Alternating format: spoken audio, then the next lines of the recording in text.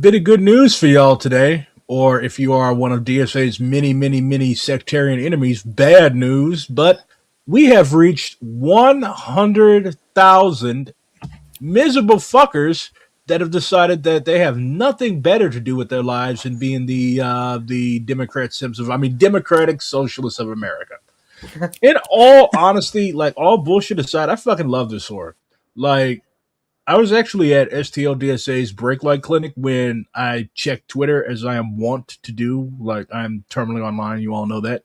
But yeah. So I checked Twitter and I saw the national Twitter had posted that we have 100,000 members, and I literally just yelled out, "Yo, we got 100,000 fuckers now!" And everybody clapped and cheered. Yes, it was a literal everybody clapped moment in real life.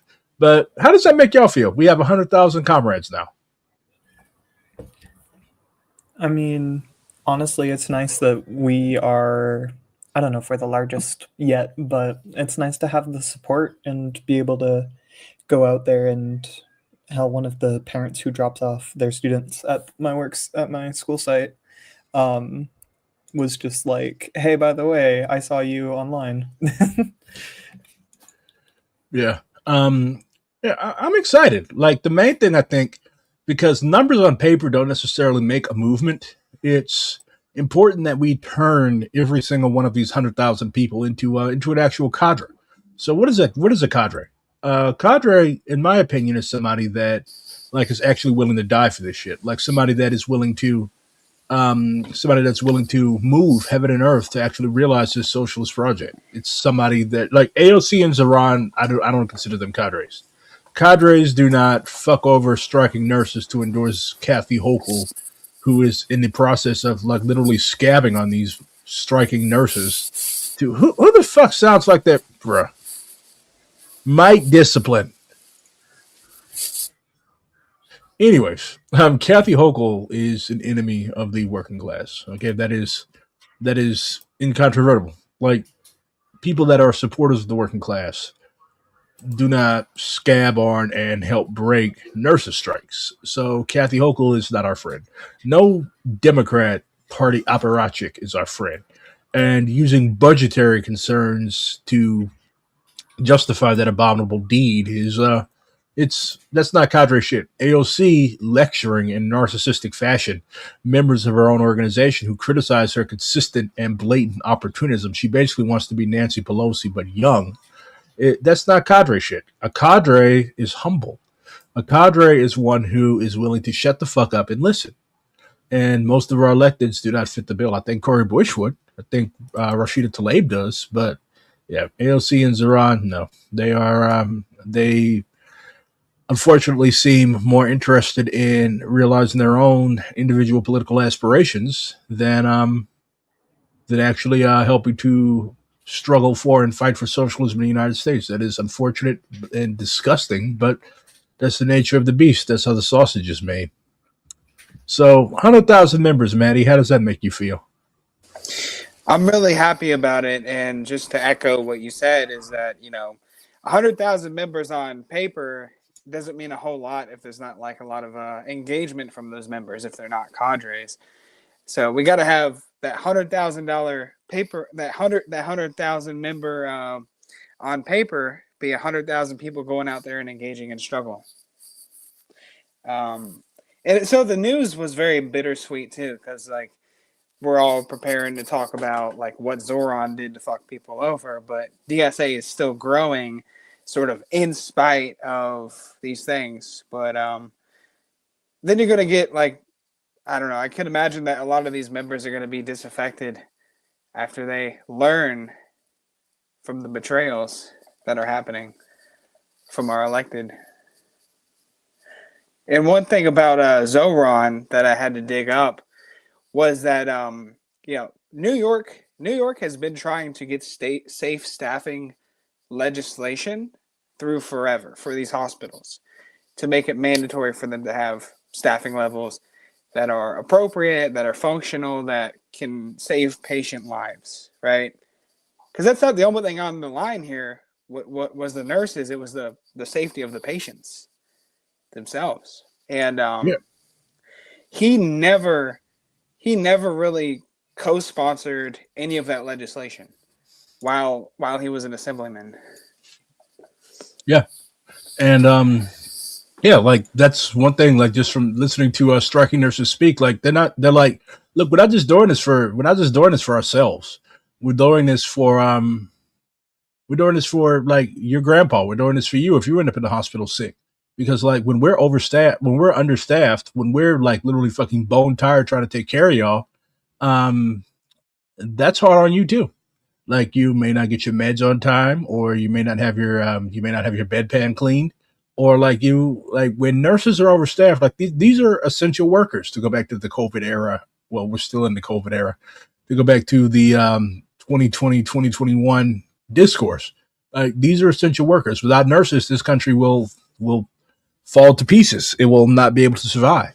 People will die in their tens of thousands. So it's important that we pay attention to the demands of nurses. Like nurses do not just fucking walk out on strike. Most nurses that I've known, like there's plenty of nurses in my family. Um, most nurses that I know, they love their work. They love being nurses. So if they're out on strike, it's for a good fucking reason. So you have scab nurses, temporary replacement nurses that are getting paid $10,000 a week. You have Kathy Hochul, who's literally like not giving any fucking leeway. He was literally helping to break this strike.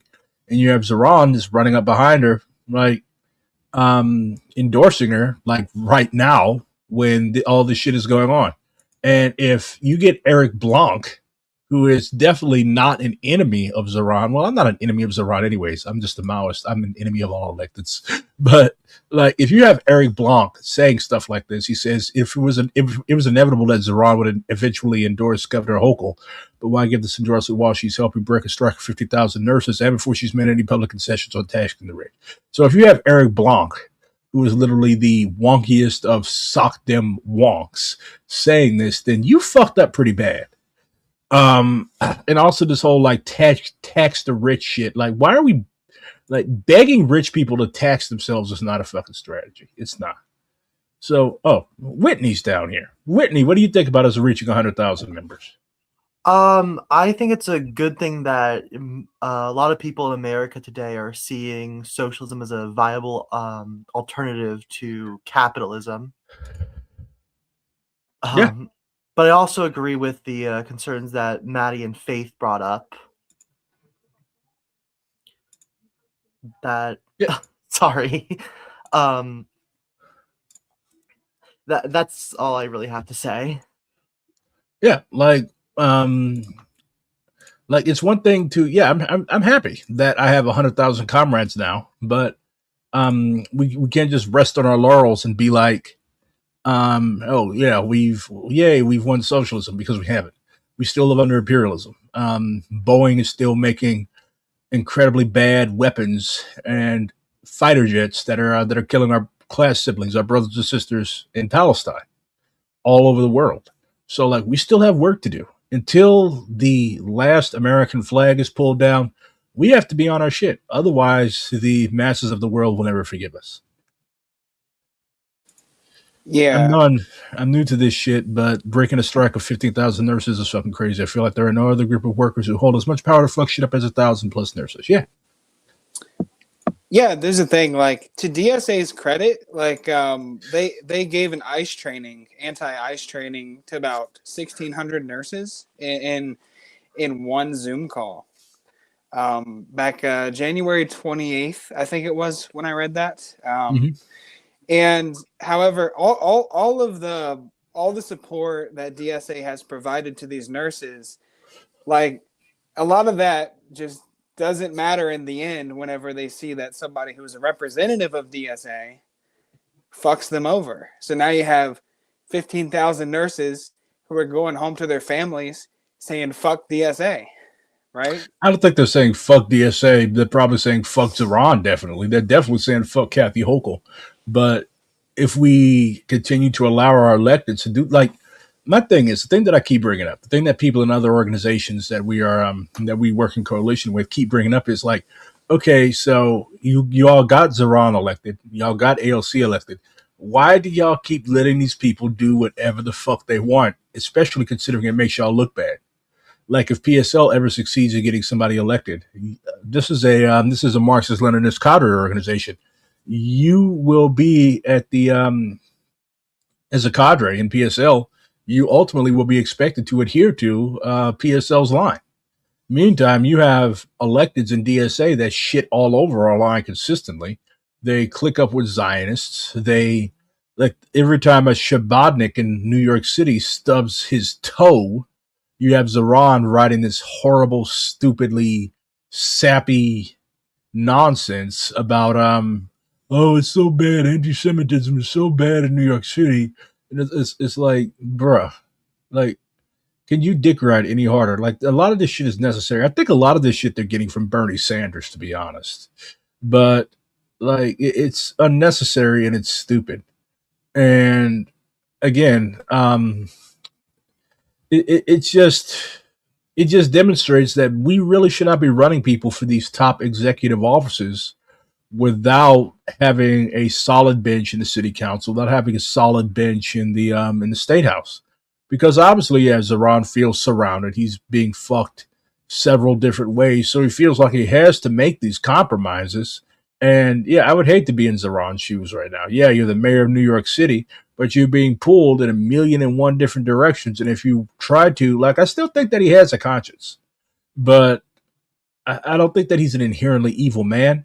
But I think that once you get integrated into the system to the extent that Zohran Mamdani is, it's going to lead to shit like this. Like, it's kind of unavoidable.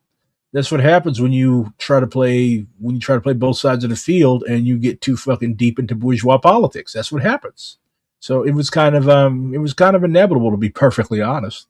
So like, how do we avoid that shit? Because obviously we're still going to keep running people for office, but how do we avoid these types of embarrassing things? Because eventually, like I said before, enough of this shit, and people will start saying fuck DSA.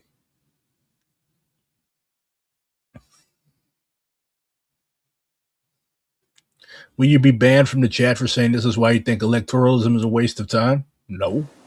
You're with Maoists, buddy. This person's confused on where they're at. So yeah, so again, like how do we solve this contradiction? Obviously we're not going to solve it in a fucking stream at 8:12 in the evening, but like how do we begin to solve it maybe?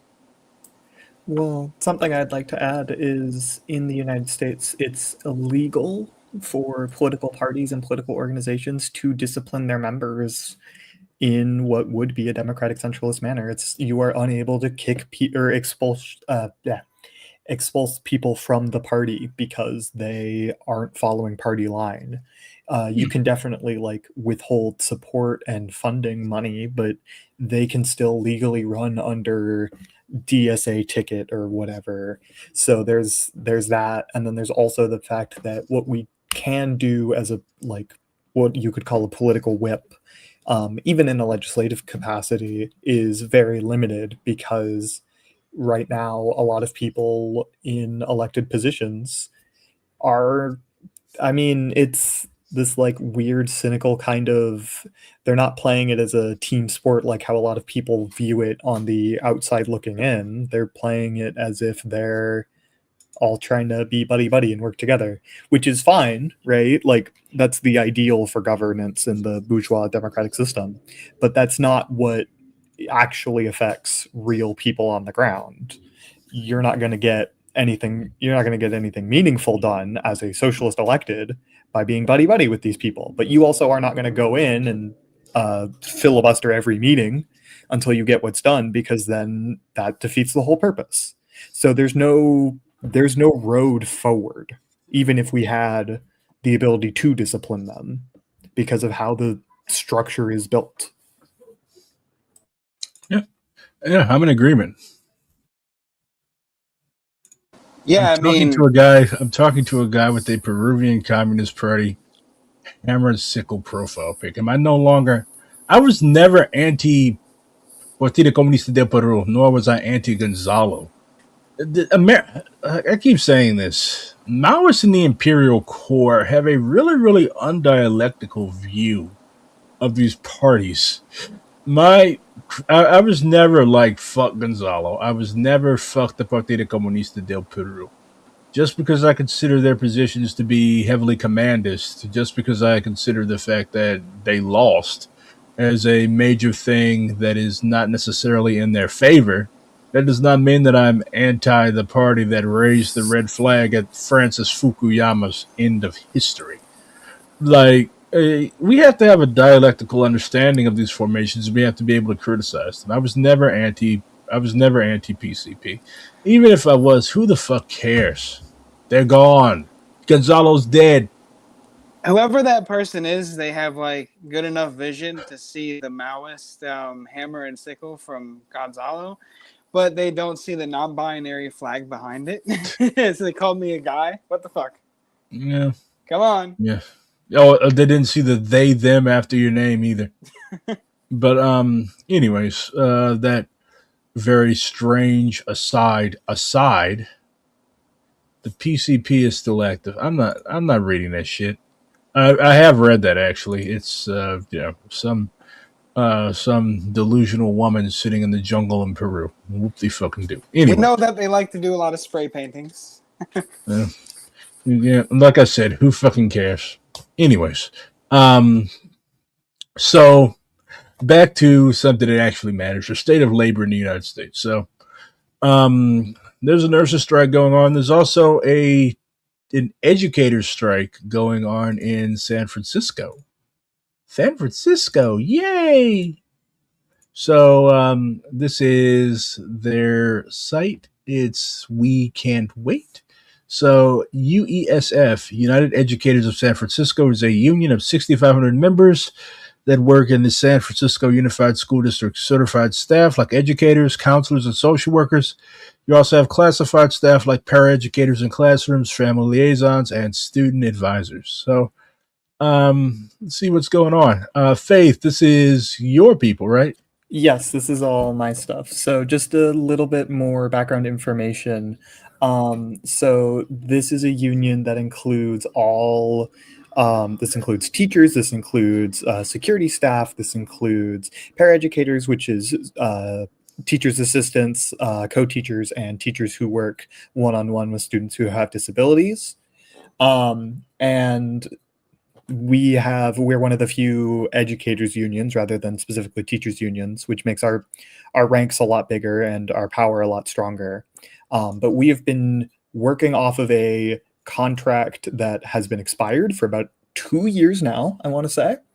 And more specifically, we've been bargaining with the San Francisco Unified School District, and they have been very reluctant to give us anything, let alone a raise, let alone they refuse to codify. This is a free proposal. This is not anything new. All this proposal that we have would do is codify our sanctuary city laws inside our contract. So that way ICE and Trump's fascist goons could not come into San Francisco schools without a legal warrant. This is not even anything this is not saying they can't come in and they can't take our students, just that they need to follow the law. And San Francisco Unified School District refuses to put this in our contract. But we've been negotiating for like a year now. We followed all the legal processes, whatever the fuck. And it's gotten to the point where now there is a strike on Monday. Yes, judicial warrant, not administrative warrant. That is a good point. Yeah, an administrative, like, okay, so difference from the anti-ICE training that I've received. So a judicial warrant basically lets them be like, okay, it doesn't matter if you lock the door, I wish we can still come up in here. It's signed by a judge, like a federal judge. That's any warrant. Like, if something is signed by a judge, you really have no, you really have no recourse. Like, they can come in, arrest you, search your house, do whatever. Like, that's a judicial warrant. An administrative warrant is basically like just a piece of paper. It's not signed by any judge. It's basically you can ignore that shit. So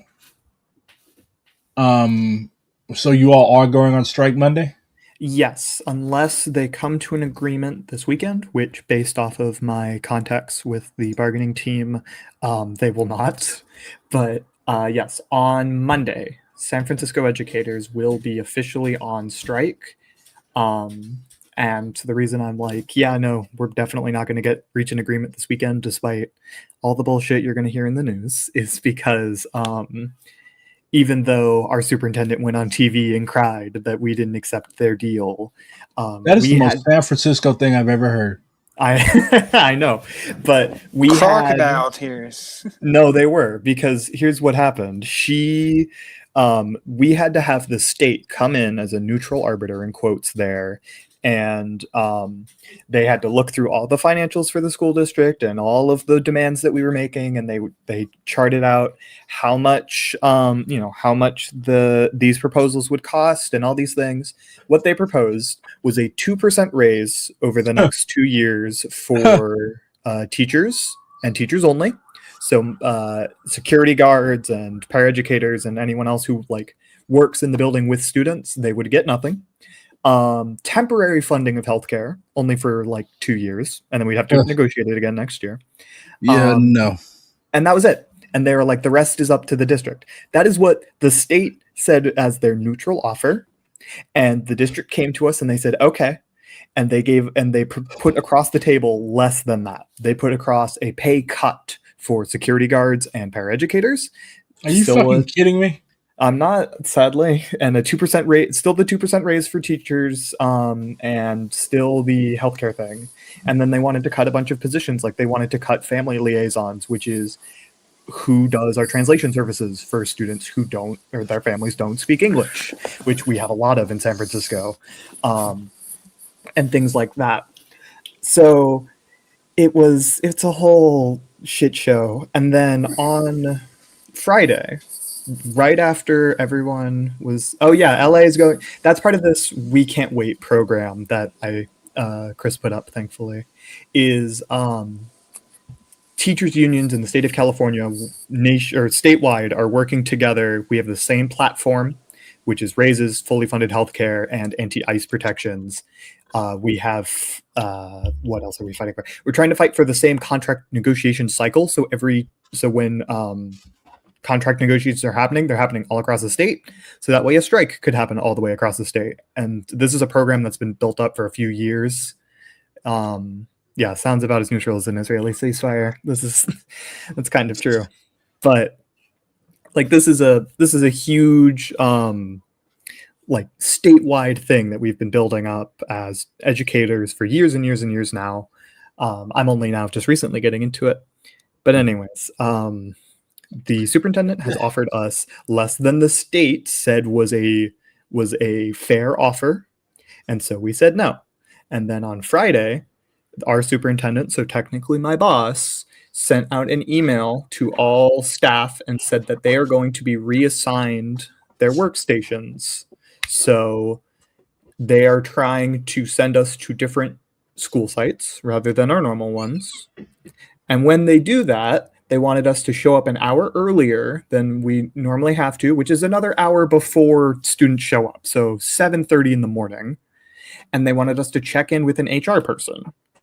And then they sent out an email concurrently to the parents and to students more specifically that allowed them to quote unquote sign in for career support and educational support during a strike. And what that meant, if you filled out the form or if you looked through the form, this form would allow the district to count you as present even if you weren't on their site. So what they did is twofold. One, they're sending educators to sites that they don't work at normally to try and break the unity of the strikes. And they're saying, oh, well, you didn't show up to this new job site that we assigned. And therefore, you're not following your contract and we can fire you. So they're getting around firing people for not showing up to their strike. And then two, the way that education is funded is by attendance. So if parents fill out this form, not understanding what it is or not reading it fully, they're going to write that their child was present. And therefore, the school district would get the money that they would receive normally for their child being at school. So this is a twofold. It's supposed to allow them to fire educators who are striking without breaking any laws, and it's allowing them to keep the $7 million per day that the school district gets if they have all of their students attend. So this is essentially their way of declaring class war, even more than they already have with all this stupid contract negotiation. They're trying the most underhanded tactics that they can before the strike actually happens.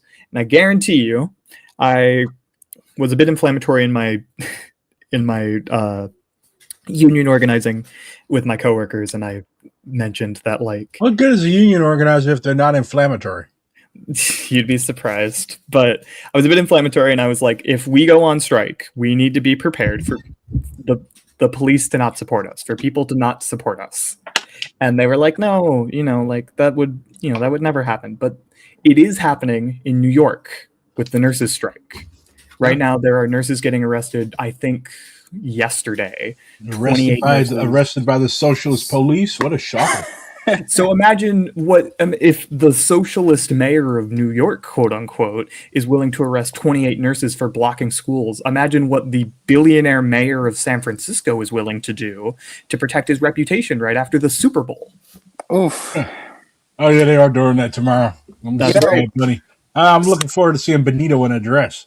Something that didn't get as much coverage was that, the warning signs were there with Mamdani.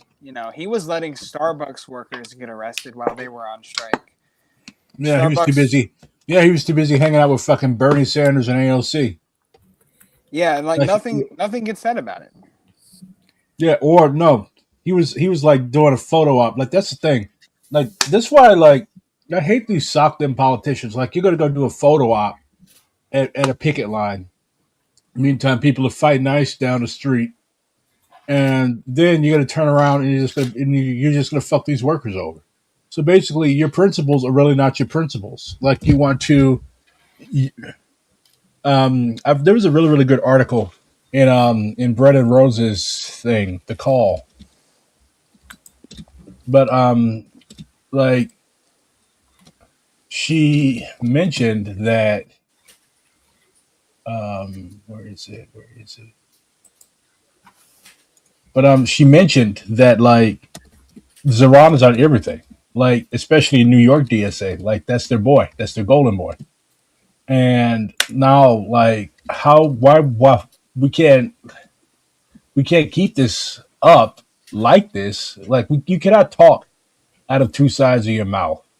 We can't keep this up. We can't keep boosting Zohran, promoting Zohran, going out here working for Zohran. And we also can't lie to the masses. Like, my coworkers, fellow nurses, they're like, okay, so this is your guy. You're supposed to have our backs, and this is what he's doing.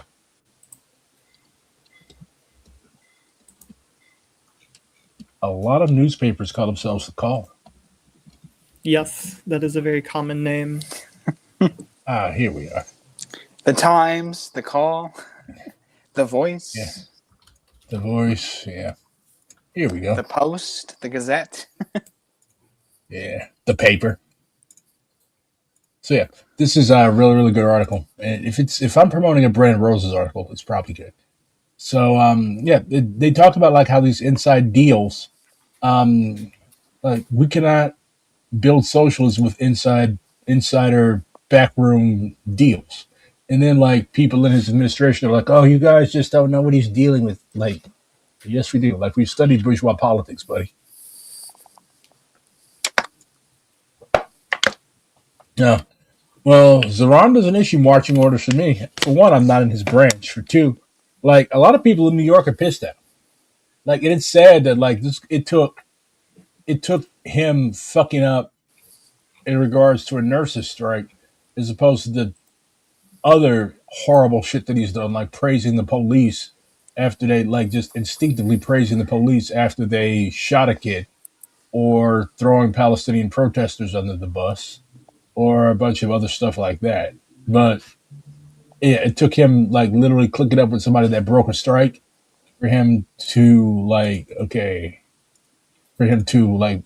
get an iota of criticism. But that's where stand culture gets you.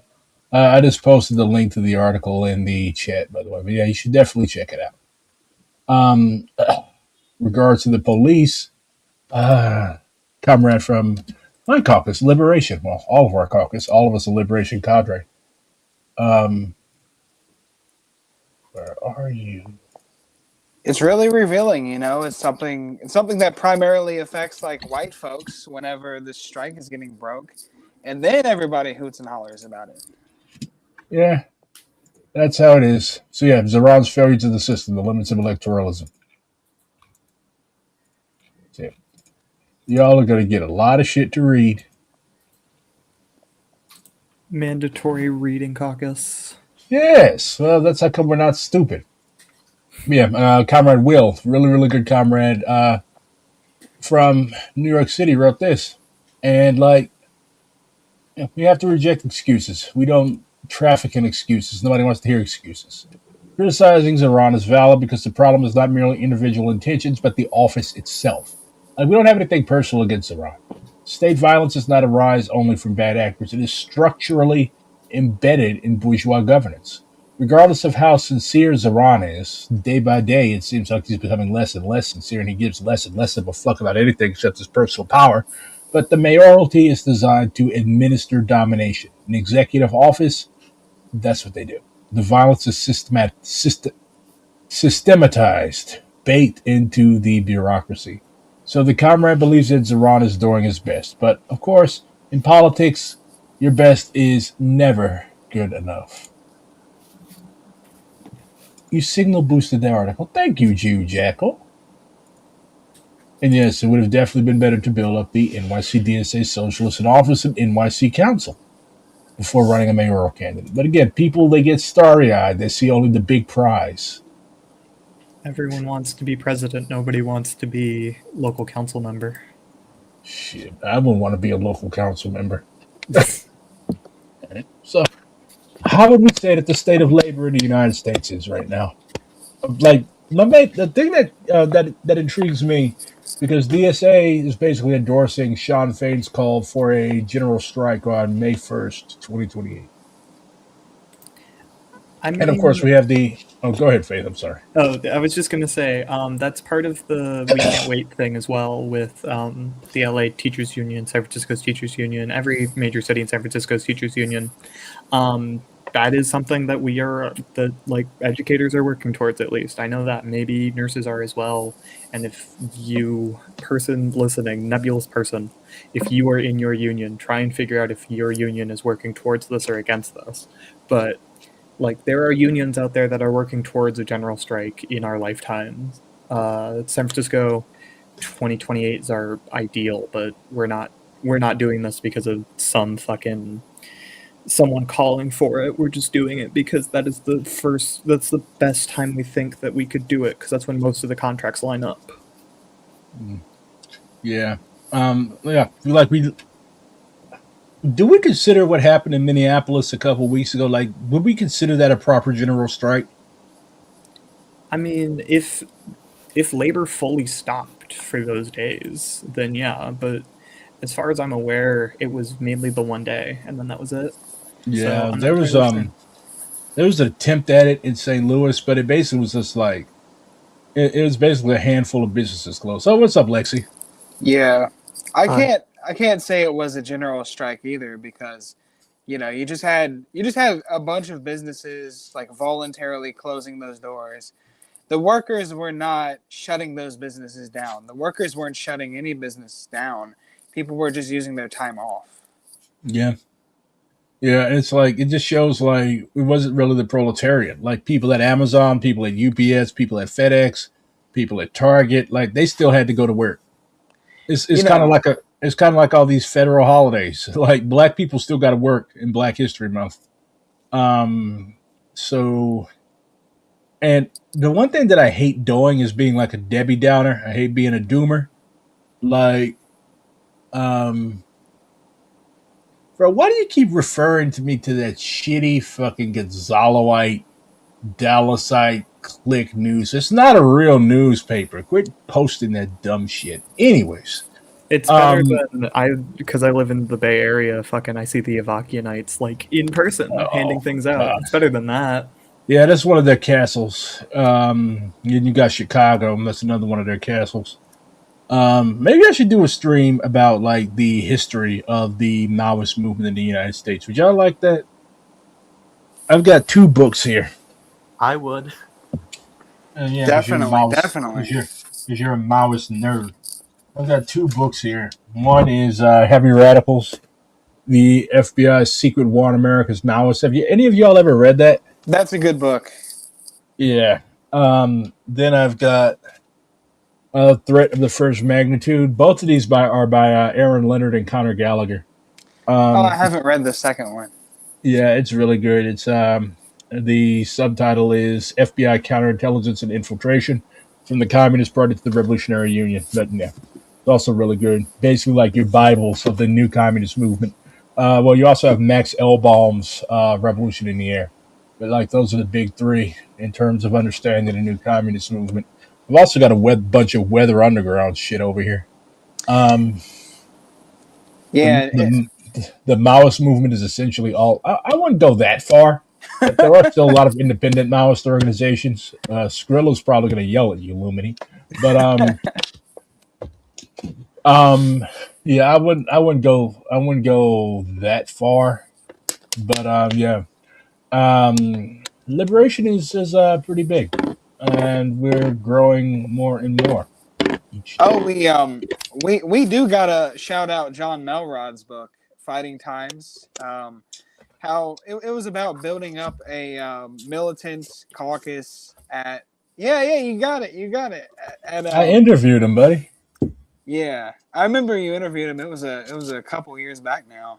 Um, More like a year and a half. but yeah, he came out of the Maoist movement, the new communist movement, went straight into working in the factories and formed a militant caucus at American Motors Corporation, which was, the precursor to like GM. When all the automobile companies merged again. I'm trying to give myself CTE. So I don't have to do streams anymore. I think you're gonna need something heavier than that. Oh. I wanted to CT. I wanted to hear Lexi's thoughts on everything going on with Zohran. Oh,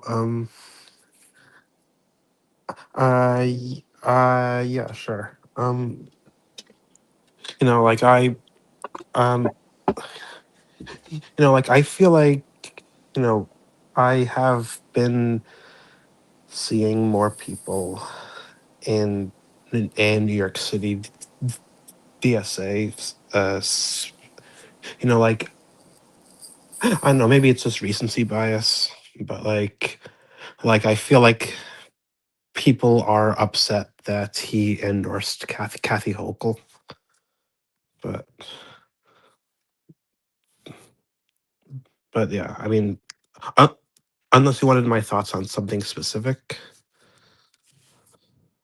I mean, you are an NYC DSA, so your opinion carries more weight than ours. Oh, well, yeah, like I agree that, that like, that like with that when pursuing that a politician's especially executive positions like you were saying are like sorry like how they will how they will be compromised by the position. Though personally, I am a little even I was a little surprised on how quickly it happened. Like it's like February, it's the second month. Like I don't know, I thought it would have taken some time before, you know, it started to happen, but It's life in the city that never sleeps. yeah. Y'all move it like 5 times the speed of St. Louis or any other city. So where would have taken like a politician in, I don't know, Louisville, Kentucky, 5 months to sell out? It took Zohran 5 weeks. Yeah, Yeah. yeah, you're right. Um. I mean, Louisville is a it's a lot more simple than New York. Yeah, Yeah. horses. Like. People here are Yeah, laid back. the Kentucky Um. Derby and the fucking bourbon. Yeah. Like. The one thing I'm concerned is that, I mean, like, the main thing I'm concerned about is that, like, is that leftists, or or DSA at least, would have been, that, uh, I guess, that, let's say if Andrew Cuomo would have one, and let's say he would have done the same things Zoran was doing, if DSA would have called him out more and protested more and put more pressure on him than now that we have a DSA member doing this. Like, I guess the concern I have is that socialists who do, when they do capitulate, that that it generates less backlash from what is now the largest leftist group in New York City. Like, and so that is my, I guess, concern, that, like, could one make the argument that Zoran is better than anyone else? I mean, I'd rather have solid shit than liquid dookie. Doesn't mean it's better. yeah, but also, it's like it's like Spoken like a true anarchist. like, it's the non-willingness to hold Zoran accountable, and, like, we were having a lot of arguments in it in New York City uh prior to him getting elected. Wait, was this after the election? I don't know. Like, there was a general forum, and in it, the rightists in DSA were proposing a resolution that's saying that our main priority is not to hold Zoran accountable. I And remember that. That made me physically ill. yeah, and Why would you make something like that? Like, what are we in a cult? uh, Like, that's cult type thinking. What the fuck do you mean we cannot hold? So if this guy institutes a I don't know, a kitty cat killing regime, then we cannot be like, hey, that's fucked up. Why would you? First of all, that's not healthy party life. That's not a healthy political culture. That's basically lending itself towards a cult.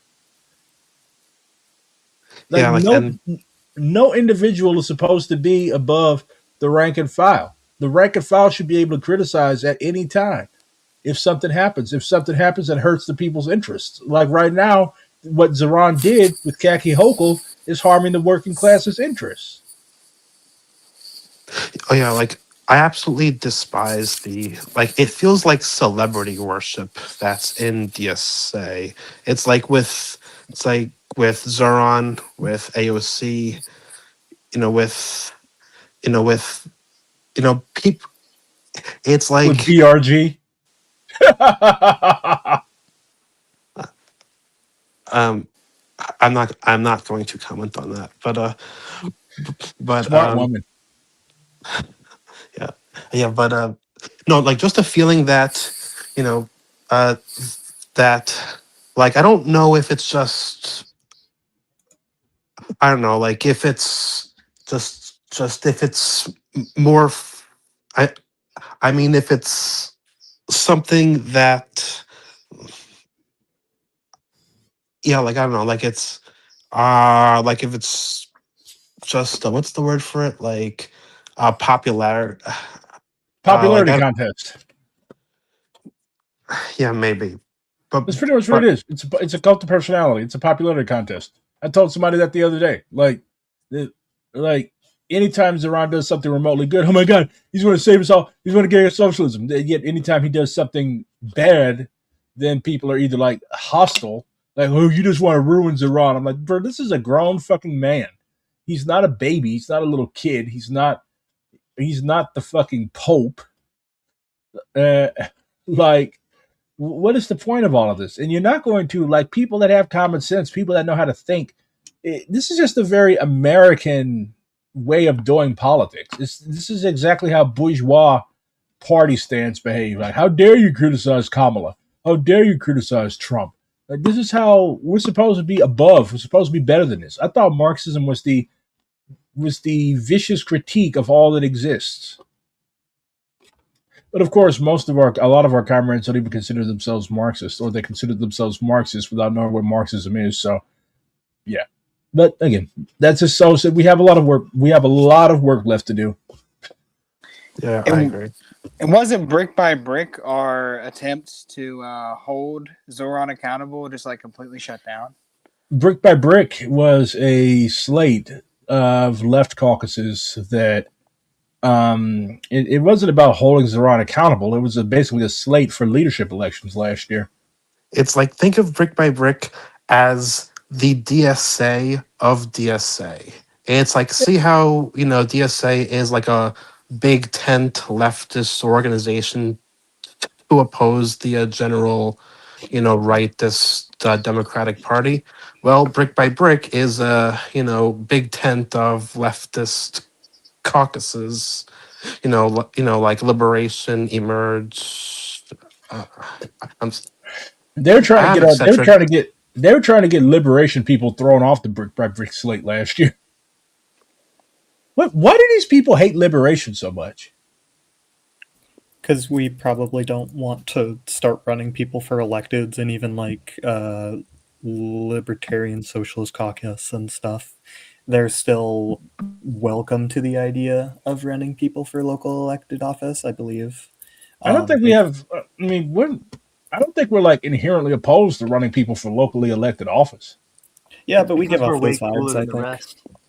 Oh yeah, I think people think that we're like. I think people think that we're like the Red Guards or something like that.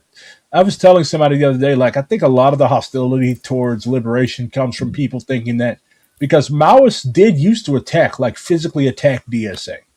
And I think a lot of people think that we're in that type of tradition. Like, they think that, oh, these people are interests and they're eventually going to turn on us and try to attack us from the inside. I have no interest in knowing that. I thought that shit was silly when the Red Guards were around. Like in Kansas City, Chairman Gonzalez is. I just need to get home. That's my favorite Reddit post ever. Yeah, who the fuck is Chairman Gonzalez? But yeah, people see our position. Well, shit, bruh. If this was still Michael Harrington's DSA, SMC and groundwork would be seen as fringe. Like SMC and groundwork would be like, if this was 1995, like SMC and groundwork probably would be the hard left of that DSA. Like, DSA has changed so much since it was founded. Who knows? In another 20 years, maybe we'll be the centrists. In another 20 years, we'll be tearing down Michael Harrington statues because he was too much of a right deviationist. Is there even a Michael Harrington? Is there a Michael Harrington statue anywhere on the face of this earth? Who would build a statue of that fucker? He didn't even get the honor of having a Labubu. Oh, that's true. There was no Michael Harrington Labubu. Yeah, he was a living Labubu. Now he's a dead boo boo. Anyways, so back to labor. I'm pretty optimistic for the general strike. I tend to be leery because a lot of people, like, I'm old school. Maybe I've read too many books. Maybe I'm an ultra, but like, I consider a general strike only a general strike if they have to use troops to break it up. But I'm pretty optimistic. It's something for people to organize towards. It's something on the horizon that people could tangibly organize for. And we have to get this 100,000 people. We cannot just let them sit on their asses and attend a meeting here and there. Like, we actually have to begin training these people into cadres. Otherwise, like, we're just spinning our wheels. Yeah. Yeah. I mean, as someone who's about to be inside a strike pretty soon here, strikes are a tool of class war.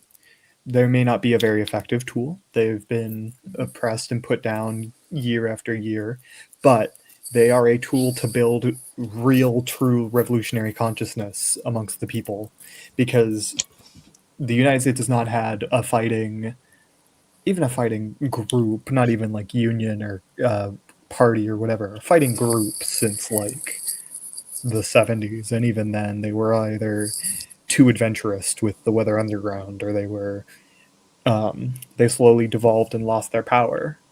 So Yeah. the fact that there's now talk in the United States of actively fighting in a class war, of thinking of things in terms of class consciousness, it's a huge improvement. And I think that ultimately, I think a lot of our SMC cadre comrades should join on the picket line and see what it's really like. Yeah, there you go. Out of your offices into the streets. Out of your offices into the streets. And to echo what you said earlier is that like we shouldn't be for general strikes just because like some popular figure like Sean Fain is calling for them, right? Everybody started talking about a general strike when Sean Fain, sort of had his moment in the spotlight for calling for one. But yeah, you can't rely on that. I mean, Sean Fain is one of those labor leaders who is always being investigated. They're trying to get him out of his position and into a jail cell. And even if he was the best labor leader in the world, him calling for a general strike means nothing, because you need to be actually organized on the ground. Yeah, Sean Fain joined DSA. This bit unironically.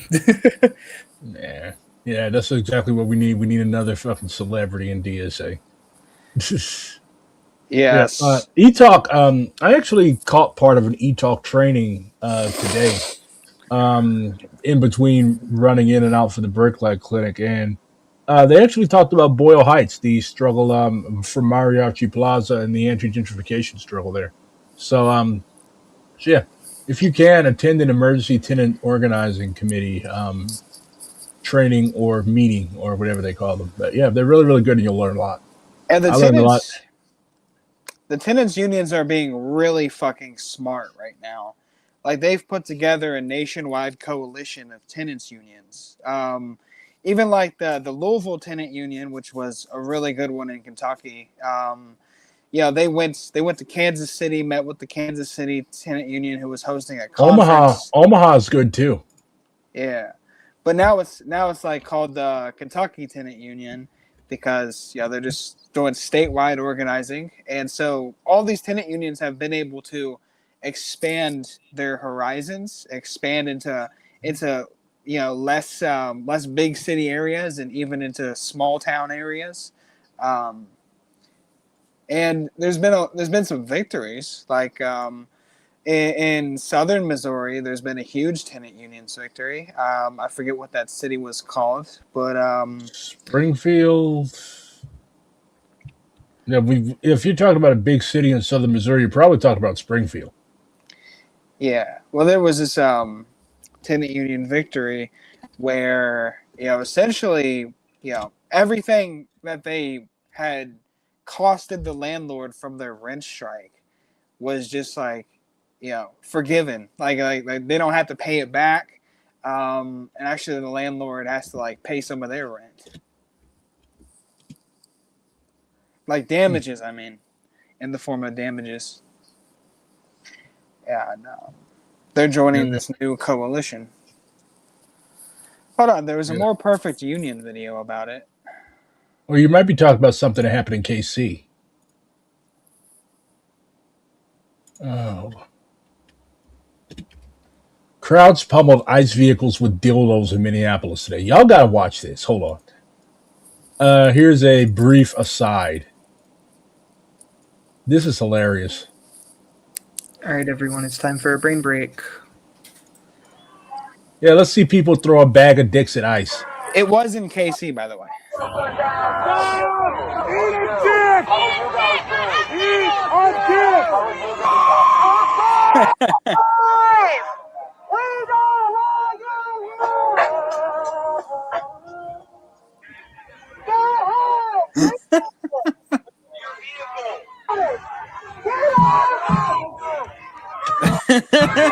The cops That picked went those. straight in there. The cops started picking those up, throwing them back at him. That's crazy. Dildo fight. Dildos. It's raining dicks. It's absolute chaos out here in Operation Dildo Blitz. Oh, more dildos. There's more dildos coming. It's raining dicks. Oh, God, here we go. Operation Dildo Blitz in full effect. The cop's like, maybe I'm in the wrong spot. That's a high dick traffic area, sir. We got a dick stuck to the side of this squad car. Sir, put that thing away, goddammit. That's indecent exposure. You know that. Wow, you're a dickhead. Yeah. Fuck ice. The people have erected quite the defense out here in Operation Dildo Blitz. They're showing some real balls. All right, the people here have taken over the street. We're not supposed to be in the street, but we've completely taken the street because, well, whose streets are streets?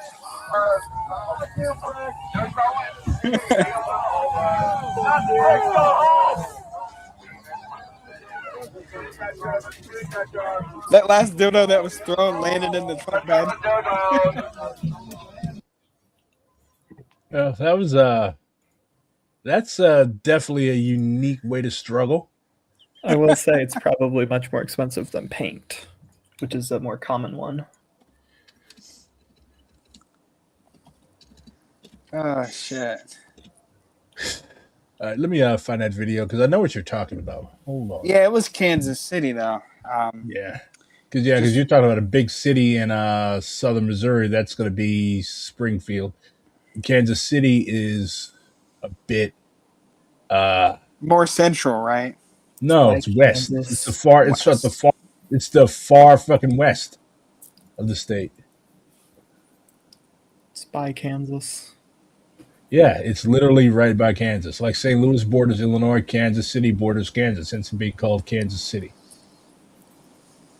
Raytown, Missouri. Yeah, Went for the Raytown. history books. These tenants from Raytown, I'm not all that familiar with the western part of my state. I have no cause to Missouri go went out on there. the first rent strike in their city's history. And after 4 months, they won big, keeping over $100,000 of withheld rent in tenant hands. These tenants faced egregious living conditions, including mold, AC outages, hot water loss, leaking ceilings, yet still faced crushing rent hikes. So in October, they went on rent strike. For 4 months, they didn't back down, despite their landlord's attempts to evict tenants and intimidate them with police. And they Yeah, so it's part of the Kansas City just metropolitan won a area. game-changing agreement. Here's what they won: 2-year leases, rent reductions by $90 to $150 a month, good cause eviction protections, a schedule for major pest, bug, mold, water repairs by the end of March, no retaliation against tenants for organizing. All 27 eviction notices and 7 lease non-renewals against striking tenants dropped. And after withholding $110,000, tenants get to keep $71,000 and won an additional $45,758 of rent debt cancellation in court. $115,000 of hard-earned money they won't ever have to hand over to their landlord. That is the power of a tenant union. Listen to Bowen Tower Tenant Union leader Elijah explain what this win means to him. And let him and brave tenants like him inspire you to befriend, organize, unionize, and maybe one day even strike with your neighbors. It's the best thing I've ever done in my life. Nothing has made me feel more powerful than organizing with my neighbors, especially as a longtime Raytown resident with a family that has been in Raytown 4 generations. All of this has been very impactful. Okay, so once again, we see that once you band together, you can actually win. The thing is, like a lot of people, Americans are individualists and Americans hate banding together. But you have to. Otherwise, you're fucked because you cannot do this shit. Like, don't ever think that you can go this do shit alone. Like, you cannot go it alone. You cannot do shit alone. You have to have a tenants union. You have to have a labor union. Otherwise, you're fucked. So My personal take on the state of labor in the United States is that one thing I see happening is that the anti-ice movement is like basically uniting with the labor movement. Like those hotel shutdowns that happened in Minneapolis, where they basically ran Greg Bavino and the rest of his pigs out of that hotel. That would not have been able to happen without links with hotel workers that would actually inform you, hey, this is where they're at. Y'all need to get down here. So we have to blend these various movements with the labor movement, because ultimately it's going to be our comrades that are organized labor, that are helping to shut this shit down. Yeah, that is absolutely awesome. And like I think, like I think it's, just everything that they won, being able to keep, over $100,000, like that. That is something that I think, more people should know about, so that they can see that, so that they, which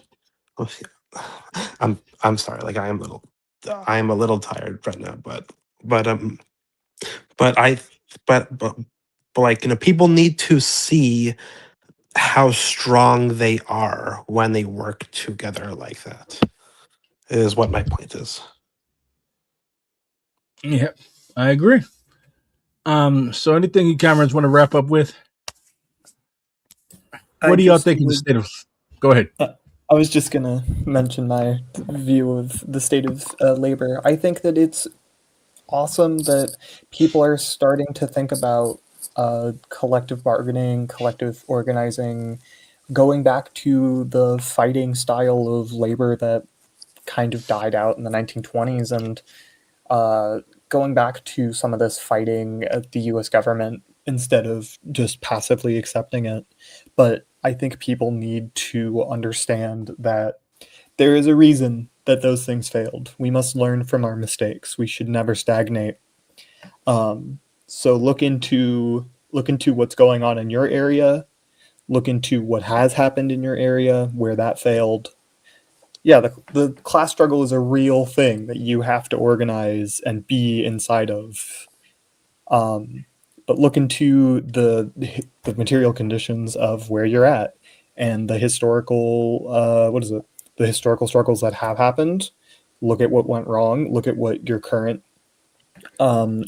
struggles are doing, and if they're doing something wrong, stand up and say it. You need to be a ruthless critic of everything that exists, every organization, every labor union, every whatever. But you have to be that change. Definitely agree. Maddie, Whitney. Yeah, labor always has its ups and downs here, and we have to. Yeah, one thing I was going to call out here is that yeah, so we have, Starbucks Workers United is like winding down the strike that has been going on for like nearly 3 months.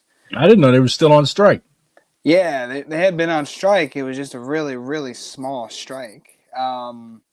They shut down these like last 10 stores in the state of New York that were on strike. They just like abandoned the strike and went back to work. And Starbucks Workers United has made this excuse that they don't have the resources to provide for these workers out on strike.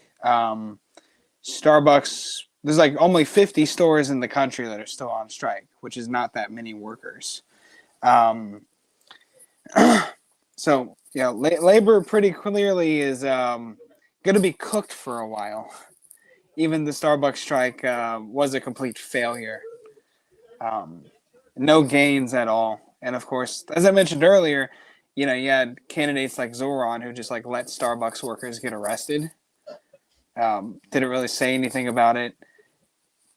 And unions, they continue to do what we call like finance unionism. They continue to just accumulate like billions and billions of dollars worth of assets. And then when it's time for a strike, they ask the general public to help them. A satanic packet. A satanic packet with imperialism. Yeah, like Workers United and SEIU, the union that's like in charge of Workers United, you know, because they're officially one union. Workers United is just a division of SEIU. Well, they own a for-profit bank called Amalgamated Bank, and this bank actually has billions of dollars of assets that they manage for companies like Geo Group, who contract with ICE. While SEIU officially they claim to be like so against ICE, but they still manage their assets, right? Mm-hmm. Yeah, that's pretty shady shit, but that's life in the Imperial Core, baby. Yeah, like I mean, it would have been some true fucking poetic justice if they would have sold all of those assets and put all that money into the Starbucks strike. Shit. Why would they do that? Like, why would they do that? Like, if an American gets hold of a shitload of money, would they just give it away? Yeah, exactly. Americans don't give out shit for free. That's life for the Imperial Core for you. That's why we need a cultural revolution, along with the revolution. Under this model of unionism, where the primary goal is just to provide services to members, you know, there's no incentive to do any of that shit. Of course not. Unions are basically lobbying groups right now. That's why, again, we need a cultural revolution along with the revolution to break Americans from this selfishness, more for me mentality. Anyways, that's all I got. So, yep, like I said, if you don't struggle, you're not going to win. So, Fred Hampton said that, God damn it, if you don't dare to struggle, you don't deserve to win. And yeah, that's why people lose so much, because they don't dare to struggle. That shit's going to be handed to them. Nothing is going to be handed to you. You have to literally get up and take it, like those comrades in Raytown did. Anyways, this has been the gang of 1, 2, 3, 4, 5. The gang of 5. All power to the people. See you next week. Solidarity. All power to the people. All power to BRG.